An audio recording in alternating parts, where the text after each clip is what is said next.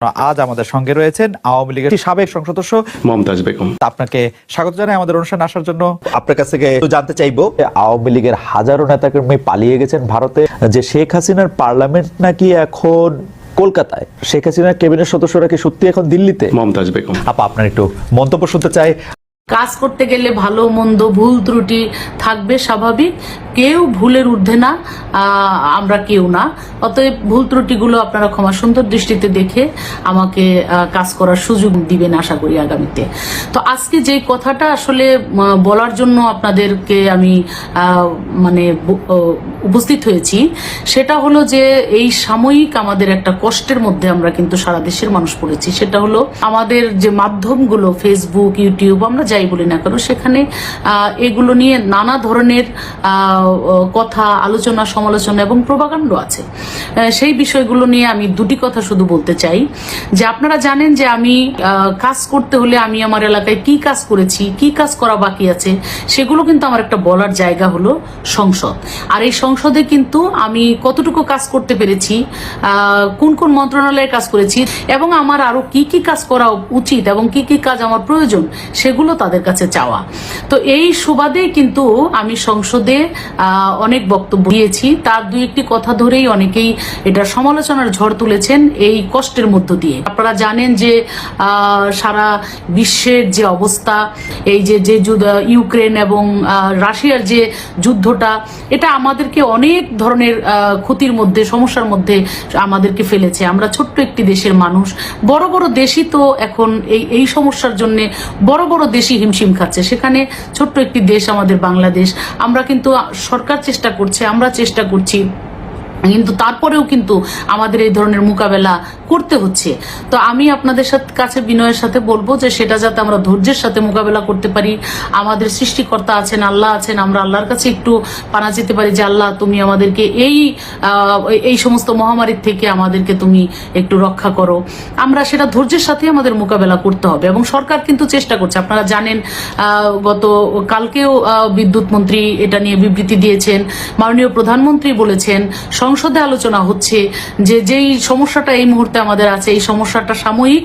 এটা আমরা, সরকার চেষ্টা করছে যে এটাকে, এই সাময়িক সমস্যাটাকে কেটে আমরা যেন আগামীতে বিদ্যুতের একটা সুন্দর একটা পরিবেশ আমরা তৈরি করতে পারি। হ্যাঁ, এখন আমি কেন বলেছিলাম সংসদে, আমরা কিন্তু, আপনারা জানেন, এটা তো মিথ্যা কথা নয় যে বিদ্যুৎ যে হারে সরকার উৎপাদন করে ঘরে ঘরে যেভাবে বিদ্যুতের লাইন দিয়েছে, এটা কিন্তু সত্যিকার অর্থে এটা প্রশংসা কুড়িয়েছেন সরকার, এবং সেই প্রশংসাই আমি করেছি। যে আমার নির্বাচনী এলাকায় আগে 30% মানুষের ঘরে বিদ্যুৎ ছিল, আমি এখানে দায়িত্ব নেওয়ার পরে 100% মানুষের ঘরে বিদ্যুৎ দিয়েছি।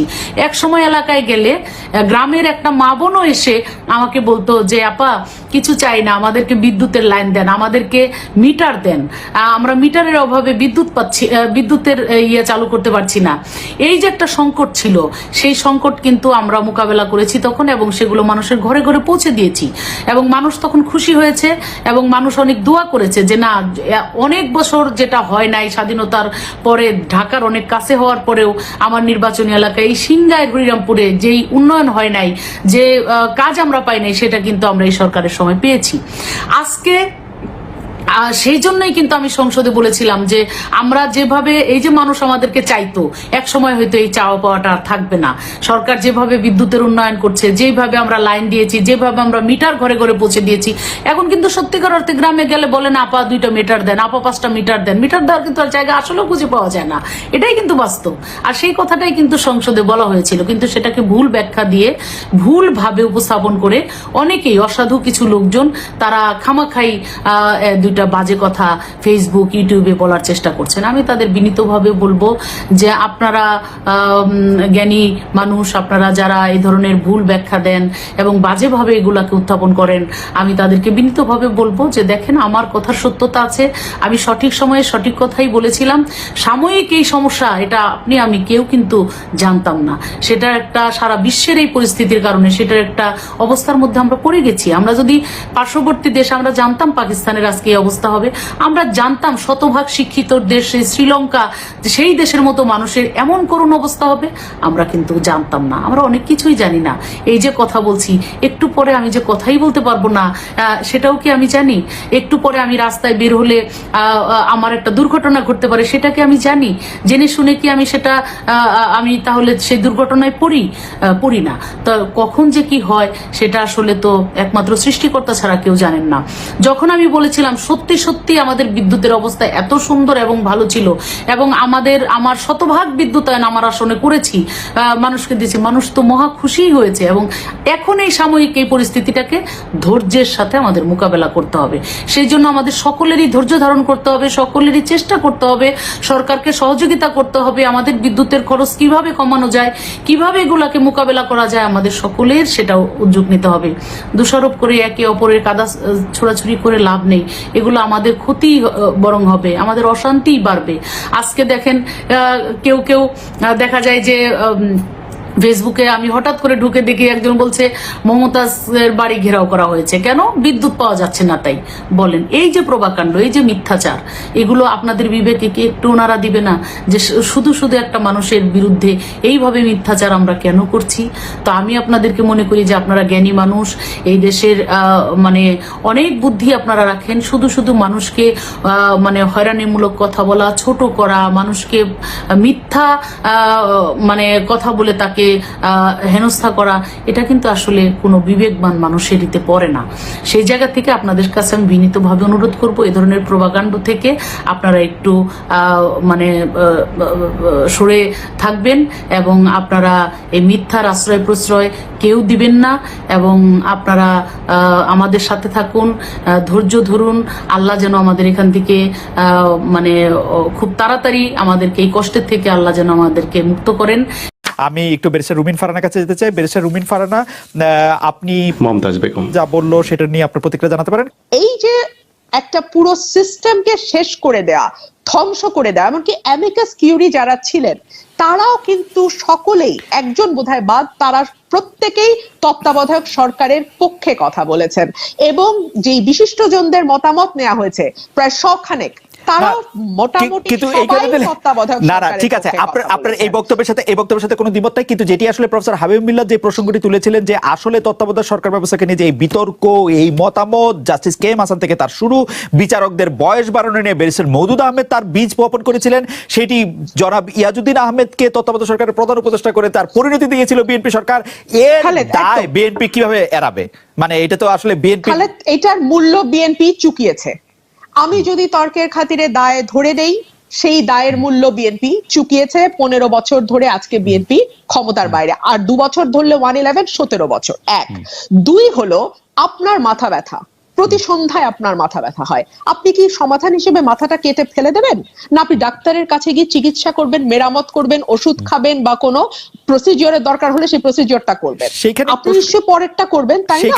সেখানে আমি প্রশ্নটি করেছিলাম যে বিএনপি সেই সময় সেখানেই প্রশ্ন করেছিলাম যে বিএনপি সেই সময় সংসদে ছিল, তারা কোনো বিল এনেছিল কিনা, এই সংশোধনীর পক্ষে কোনো প্রস্তাব দিয়েছিল কিনা, এটি নিয়ে আসলে তারা কোনো কথা বলেছিল কিনা সংসদে? আমার মনে পড়ে না, আমি আসলে সংসদে ছিলাম, আমি তো অল্প কয়েকদিন সংসদে ছিলাম, আমরা ছিলাম 7 জন, বিএনপি তখন ছিল 30 জন, এই হলো পার্থক্য। হ্যাঁ, কিন্তু সংসদে আমরা মানে 2 টার্মেই ছিলাম আর কি। তো দেখেছি সংসদে বিরোধী দলের পক্ষ থেকে কোনো বিল আনা, কোনো প্রস্তাব আনা, এটা মানে নেক্সট টু ইম্পসিবল। 1 2 হলো আমরা যেহেতু ব্রুট মেজরিটির সংসদ, তারা যা চাইবে তাই হবে। এখানে বিরোধী দল যদি 149টা আসনও থাকে, 149 কোনো লাভ নাই। 70 ধারা, আমার মনে 151টা আসন যাদের, তারাই এটা জিতবে। আমার মনে হয় আপনার বক্তব্য পরিষ্কার, আমার বক্তব্য পরিষ্কার। আপনি যদি বেগম খালেদা জিয়া প্রসঙ্গে আসেন, যুক্ত করি, জি আসতেছি খালেদ, তার আগে একটা কথা একটু বলতেই হয় যে বাংলাদেশে নির্বাচন না থাকার যে অবশ্যম্ভাবী পরিণতি হয়েছে, সেটা হচ্ছে আমরা না এখন প্রজার মতন হয়ে গেছি।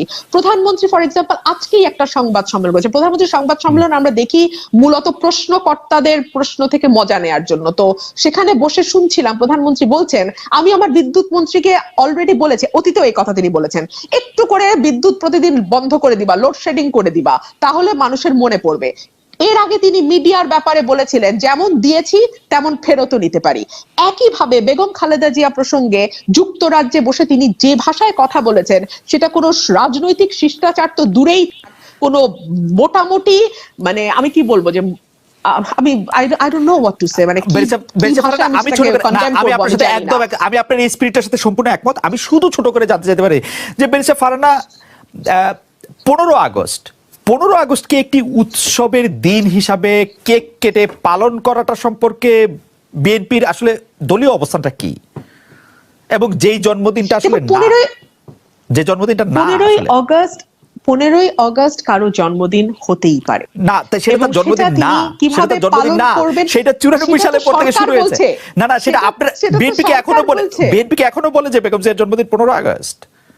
আমরা তো 15 আগস্ট পালন করা হয়েছে, সেটা ডেফিনেটলি এটা তার জন্মদিন বলেই পালন করা হয়েছে। সরকার এখন তো নানান কথা বলছে, নানান রকম অদ্ভুত কথা বলছে। দেশনেত্রী বেগম খালেদা জিয়ার ব্যক্তিগত জীবন, তার আর্লি ম্যারিড লাইফ, মানে যা মুখে আসছে তাই বলছে। আমি ওনার মুক্তির ব্যাপারে যেটা আপনি বলছিলেন বা বিদেশি চিকিৎসার ব্যাপারে আপনি যেটা বলছিলেন, আমরা এতদিন ধরে শুনে এসেছি। আমি যদি একটু আগে থেকে শুরু করি, তোমাকে একটু সময় দেবেন খালেদ প্লিজ, আমি যদি একটু আগে থেকে শুরু করি। প্রথমে বেগম জিয়া বলেছিলেন তিনি তার পছন্দের হাসপাতালে চিকিৎসা নিতে চান, তাকে সেটা না দিয়ে জোর করে বিএসএমএমইউতে নেওয়া হয়েছে, বলা হয়েছে এরকম কোনো প্রভিশন আইনে নাই। করোনা আসলো, প্রভিশন হলো, ঠিকই তিনি তার এভার কেয়ার পছন্দের হাসপাতালে চিকিৎসা নিতে পারলেন। এই যে শুরু হলো, তারপর থেকে আমরা দেখলাম যে সরকার শুরুতে একরকম বলে, পরে সেটা তারা চেঞ্জ করে। শুরুতে আমাদের আইনমন্ত্রী বললেন 401-এ কোনো মানে প্রভিশন নাই তাকে বিদেশে চিকিৎসা করতে দেওয়ার, যদি যেতে হয় তাকে আবার জেলে যেতে হবে, জেলে গিয়ে আবার সরকারের কাছে আবেদন করতে হবে, নতুন করে সরকারের কাছে আবেদন করতে হবে। এবং এইবার আইনমন্ত্রী বললেন, যখন প্রধানমন্ত্রী দেশের বাইরে, তিনি বললেন স্বরাষ্ট্রমন্ত্রীর কাছ থেকে তিনি পেয়েছেন আবেদনটি, সেটা তিনি পরিবার থেকে আবেদন করা হয়েছে বিদেশে চিকিৎসার জন্য, সেটা তিনি দেখবেন, আইনি কিছু বিষয় আছে সেটা দেখে শুনে তিনি 2-1 দিনের মধ্যে